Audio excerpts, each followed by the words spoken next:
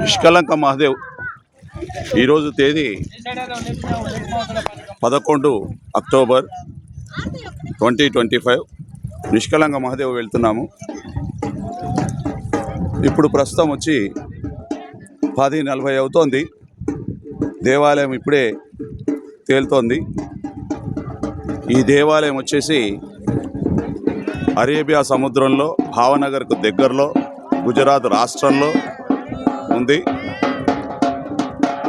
పాండవులకు వాళ్ళకు అంటినటువంటి దాయాదులను సంహరించినటువంటి కళంకాన్ని రూపుమాపుకోవడానికి కృష్ణుడు సూచించినటువంటి పద్ధతి ప్రకారంగా ఒక నల్ల ఆవును, నల్ల జెండాను కృష్ణుడు ఇస్తే అవి తెల్లగా మారిన చోట వాళ్ళ కళంకం పోతుందని చెప్పారు ఆయన. ఇక్కడ వచ్చేటప్పటికి, ఈ ప్రదేశానికి వచ్చేటప్పటికి వాళ్లకు నల్ల ఆవు తెల్లగాను, జెండా కూడా తెల్లగాను మారిపోయింది. అప్పుడు పాండవులందరూ అక్కడ కూర్చున్నారు. కూర్చున్నప్పుడు వాళ్ళ ముందర 5 శివలింగాల రూపంలో శివుడు సాక్షాత్కరించాడని చెప్పేసి కథ. ఇది నిష్కలంక మహాదేవ్కు సంబంధించిన విశేషం. ప్రస్తుతం ఇలా ఉంది. మళ్ళీ మేము రిటర్న్ అయ్యేటప్పటికీ మొత్తం నీళ్లు వెళ్ళిపోతాయి.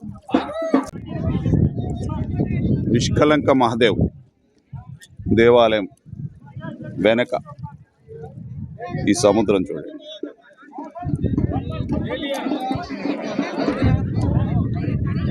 ఇలా ఉంది. ఈ నిష్కలంక మహాదేవ్ సముద్ర తీరానికి 1.5 కిలోమీటర్ల దూరంలో ఉంటుందండి.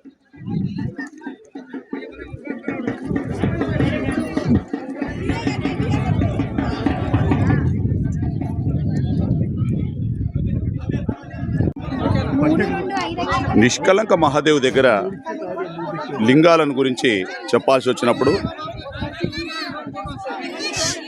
ఈ ఎద్దు, నల్లని ఎద్దు తెల్లగా మారడం, దాని మీద ఉన్న జెండా తెల్లగా మారడం వల్ల ఈ పాండవులు సంతుష్టులైపోయి నేల మీద కూలబడిపోతారు. అప్పుడు ధర్మరాజు ఇక్కడ ఉంటాడు.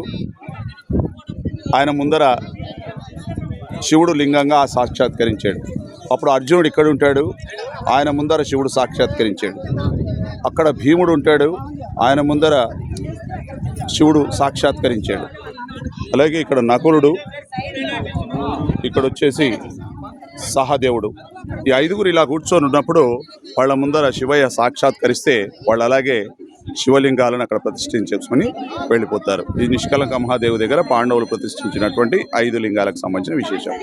ఇది ధర్మరాజు ప్రతిష్ఠిస్తే, ఇది అర్జునుడు ప్రతిష్ఠిస్తే, అది భీముడు ప్రతిష్ఠిస్తే, ఇది సహదేవుడు ప్రతిష్ఠిస్తే, నకులుడు ప్రతిష్ఠిస్తే, ఇది సహదేవుడు ప్రతిష్ఠించిన లింగంగా మనం చెప్పుకోవచ్చు.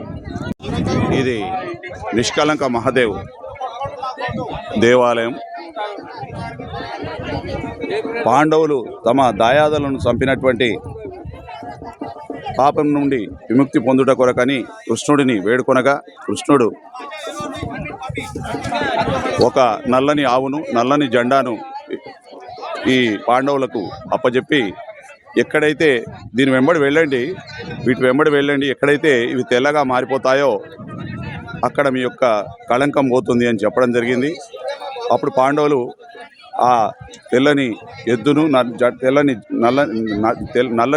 నల్లని జెండాను వేసుకొని తిరగగా, ఈ భావనగర్ జిల్లా, గుజరాత్ రాష్ట్రం భావనగర్ జిల్లాలో కొలియాక్ అనేటటువంటి గ్రామం దగ్గరికి వచ్చినప్పుడు ఇక్కడ ఆ ఎద్దు తెల్లగాను, జెండా తెల్లగాను మారింది. పాండవులు ఇక్కడ కూర్చున్నారు. అప్పుడు పాండవుల ముందర శివుడు సాక్షాత్కరించాడు. ఈ లింగము భీముడు ముందర నెలకొన్నటువంటి లింగం అది. తర్వాత ఇది అర్జునుడికి ముందర నెలకొన్నటువంటి లింగం ఇది. తర్వాత ఇది ధర్మరాజుకు ముందర నెలకొన్నటువంటి లింగము, ధర్మరాజుది. తర్వాత వచ్చేసి ఇది నకులుడి ముందర నెలకొన్నటువంటి లింగము. ఇది వచ్చేసి సహదేవుడి ముందర నెలకొన్నటువంటి లింగము. ఈ లింగాలు రూపం లోపల శివుడు ప్రత్యక్షమై వాళ్లకు వరాన్ని ఇచ్చాడని చెప్తారు. ఇది ఒక ధ్వజం అండి.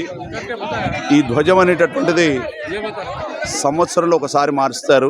ఆ ధ్వజం యొక్క జెండా సంవత్సరం వరకు చెడిపోకుండా అలాగే ఉంటుంది. శ్రావణ అమావాస్య రోజు నాడు మార్చడం జరుగుతుంది. ఈరోజు వచ్చి అక్టోబర్ 11వ తారీఖు 2025 సంవత్సరం.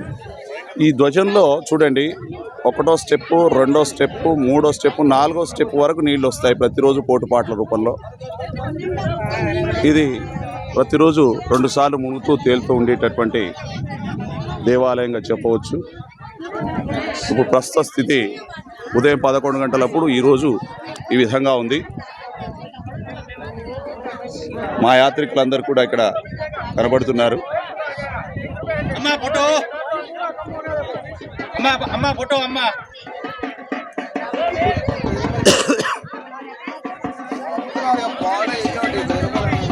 फोटो बनाओ जो 20 रुपये में अम्मा बोल दो। నిష్కలంక మహాదేవ్ ఆలయం ప్రకృతి ధర్మం ప్రకారం సూర్యచంద్రుల యొక్క స్థితిని బట్టి గురుత్వాకర్షణ ద్వారా పోటుపాట్లు ఏర్పడతాయి. కాబట్టి ఈ దేవాలయం మునిగి తేలడం అనేటటువంటి జరుగుతుంది. ఈ ధ్వజం కూడా భీమలింగం వెనుక, భీముడి ముందర ప్రత్యక్షమైనటువంటి శివయ్య వెనుక ఉన్నటువంటి ధ్వజం అని చెప్పొచ్చు.